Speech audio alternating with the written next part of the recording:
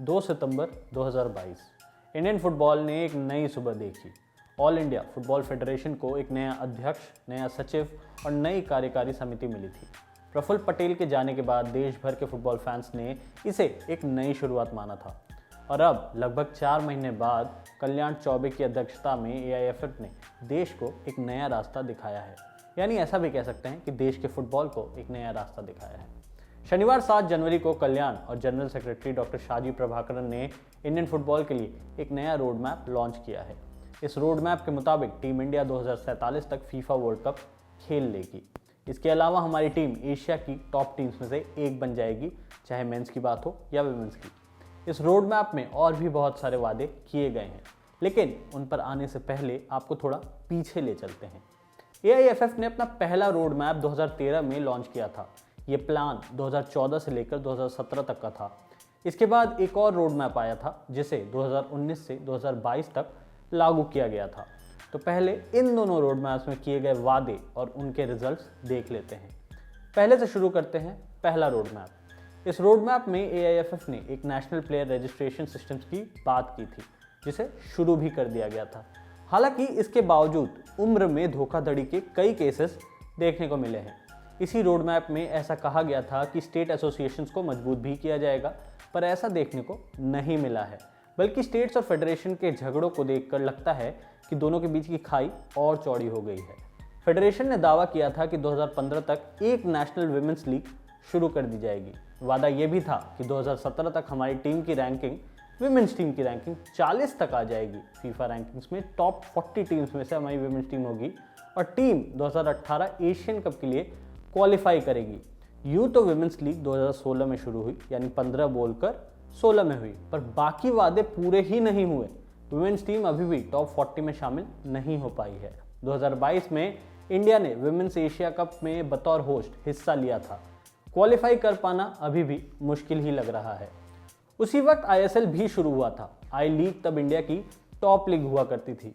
सपने दिखाए गए थे कि 2017 तक कोई I League club Asian Champions League के मेन राउंड के लिए क्वालिफाई कर जाएगा, I League club AFC cup जीत जाएगा और आई लीग पूरे देश में फैल जाएगी।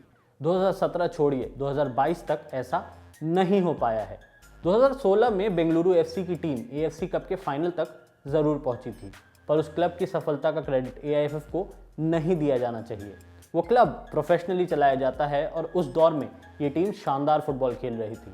अगर एआईएफएफ का प्लान सफल होता तो साल दर साल कोई ना कोई इंडियन क्लब एशियन लेवल पर अच्छा कर रहा होता, पर ऐसा नहीं है। इस प्लान में ये भी कहा गया था कि हर एज ग्रुप के लिए कॉम्पिटिशन्स चलाए जाएंगे और नेशनल कॉम्पिटिशन्स मजबूत किए जाएंगे। 2012 के बाद नेहरू कप बंद हो गया है। 2017 में इंटरकॉन्टिनेंटल कप के नाम से इसे फिर से शुरू जरूर किया गया, पर 3 साल बाद फिर वही हाल हो गया, यानी बंद हो गया। 1941 से चल रही संतोष ट्रॉफी को भी 2018 में रोक दिया गया था। ये टूर्नामेंट फिर 2021-2022 में शुरू हुआ था। 2016 के बाद कलिंगा कप भी नहीं खेला गया है, यानी हाल आपके सामने है। जो टूर्नामेंट्स को मजबूत करने की बात थी, वो टूर्नामेंट्स कई जगह दिखते ही नहीं हैं। एआईएफएफ ने अपने प्लान में ये भी कहा था कि वो क्लब्स को और मजबूत करेंगे, पर ऐसा बिल्कुल नहीं हुआ है। गोवा के कई बड़े क्लब्स, डेम्पो कह लीजिए, सलगांवकर कह लीजिए, स्पोर्टिंग क्लब कह लीजिए, इन सब ने नेशनल लीग में हिस्सा लेना बंद कर दिया है। इसी दौरान पुणे स्थित डीएसके शिवाजियंस भी बंद हो गया है, उसके अलग वजह थी। अब नेशनल मेंस टीम की बात कर लेते हैं। क्या वायदा हुआ, क्या नहीं हुआ, ये भी 2019 एशियन कप के लिए क्वालिफाई करने का वादा था। ये वादा पूरा हुआ था। स्टीफन कॉन्स्टेंटीन की टीम ने यह काम कर दिखाया था। उस दौर में टीम इंडिया की रैंकिंग में भी काफ़ी सुधार आया था। अब 2019 से 2022 की ओर चलेंगे। दूसरा रोड मैप। इस रोड मैप में पहले एआईएफएफ ने अपनी पीठ थपथपाई थी। इसके साथ बड़े बड़े दावे भी किए थे। एक बार फिर बड़े बड़े सपने दिखाए गए थे। ऐसा भी कहा गया था कि एआईएफएफ ने पहले रोड मैप का 80% टारगेट पूरा कर लिया है, लेकिन इसमें कितना सच है आप जानते ही हैं। दूसरे रोड मैप पर लौटते हैं और आगे बताते हैं। एआईएफएफ की कोशिश थी कि हर साल हर प्लेयर को कम से कम 40 से 50 कॉम्पिटिटिव मैच खेलने का मौका मिलेगा। ऐसा नहीं हुआ है। प्लेयर्स अब भी, यानी युवा प्लेयर्स कह लीजिए, सीनियर प्लेयर्स कह लीजिए, अब भी साल में ज़्यादा से ज़्यादा 30 से 35 मैच ही खेल रहे हैं। देश के टॉप प्लेयर्स जो इंटरनेशनल खेलते हैं, वो इंटरनेशनल और एएफसी के मैच मिलाकर शायद इतने खेल लेते होंगे, यानी 30-35, पर ज़्यादातर प्लेयर्स अब भी 25 से 30 मैच के ही फंदे में फंसे हुए हैं। बेबी लीग्स और ज़िलों में लीग्स की बात कही गई थी। बेबी लीग्स और ज़िलों में हर डिस्ट्रिक्ट में लीग्स की बात कही गई थी। बेबी लीग्स चल रही है, पर ज़िलों का क्या हाल है ये बताने की ज़रूरत शायद नहीं है। बंगाल, गोवा, केरल या नॉर्थ ईस्ट छोड़ दीजिए तो शायद ही कोई स्टेट होगा जहां डिस्ट्रिक्ट में लीग्स देखने को मिलती होगी। इस रोड मैप के हिसाब से भारत की अंडर 16 टीम को एशिया के टॉप 4 में आना था, जबकि अंडर 19 और अंडर 23 टीम को टॉप 8 में आना था। अंडर 16 टीम AFC टूर्नामेंट के लिए क्वालिफाई कर चुकी है, कर भी रही है लगातार। टूर्नामेंट अभी होना है, यानी 2023 में होना है। अंडर 19 टीम अपने ग्रेड के लिए क्वालिफाई नहीं कर पाई है। अंडर 23 टीम भी 2022 में हुए टूर्नामेंट के लिए क्वालिफाई तक नहीं कर पाई थी, यानी यूथ लेवल पर किया गया हर वादा झूठ था, एक छोड़कर। अंडर 16 की टीम अच्छा कर रही है और उसका क्रेडिट कोच बिबियानो फर्नांडिस को जाना चाहिए।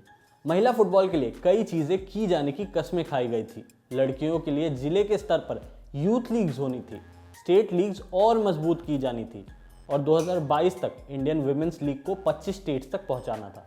इनमें से कुछ भी नहीं हुआ है। थोड़ा बहुत जो हुआ भी है वो सिरे से नाकाफ़ी ही है।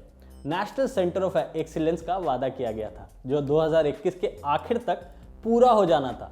यानी 2021 दिसंबर में ये वादा किया गया था कि नेशनल सेंटर ऑफ एक्सीलेंस शुरू हो जाएगा। हम 2023 में खड़े हैं और सेंटर ऑफ एक्सीलेंस अभी तक लगभग हवा ही है। नए रोड मैप में इसे 2025 से 2026 तक पूरा किए जाने की बात की गई है। इन दोनों रोड मैप्स में कितना कुछ लिखा गया और कितना कुछ किया गया ये हमने आपको बता दिया है। अब आगे बढ़ेंगे। नया रोड मैप 2022 से 2047 की कवरेज करेगा। अब की बार वादा हुआ है कि 2047 तक हमारे यूथ प्लेयर्स कम से कम 35 मैच खेलेंगे। हर एलीट यूथ लीग कैटेगरी में 100 टीम्स आ जाएंगी। 40 क्लब्स इंडियन फुटबॉल के टॉप स्ट्रक्चर में होंगे। 14 क्लब्स ISL और आई लीग में और 12 आई लीग के दूसरे डिवीजन में। ये स्ट्रक्चर बदलने का वादा 2026 तक है। 2047 तक इंतजार नहीं करना है, ये सब 2026 तक हो जाएगा। पुराने टूर्नामेंट्स जो बंद हो गए हैं उन्हें फिर से शुरू किया जाएगा, ऐसा भी वादा है। एक senior women's national cup competition भी शुरू होगा। 2047 तक हमारी लीग्स एशिया की टॉप 3 लीग्स में शामिल हो जाएंगी, ऐसा हम नहीं कह रहे, कहा गया है। हमारे प्लेयर्स हर सीजन 55 मैच खेलेंगे, जैसा यूरोप में होता है। हर स्टेट की अपनी लीग होगी। 2027 तक मेंस टीम एशिया के टॉप 10 में आ जाएगी और विमेंस टीम टॉप 6 में, ऐसा कहा गया है। 2047 तक दोनों टीम्स को एशिया के टॉप 4 में पहुंचना है। मीडिया यानी हमें AIFF ने अपना पार्टनर बताया है। खैर, हम तो सहयोग करेंगे, पर क्या बाकी चीज़ें AIFF कर पाएंगी या चीज़ें हो पाएंगी? नया मैनेजमेंट कितना कुछ कर पाता है वक्त ही बताएगा।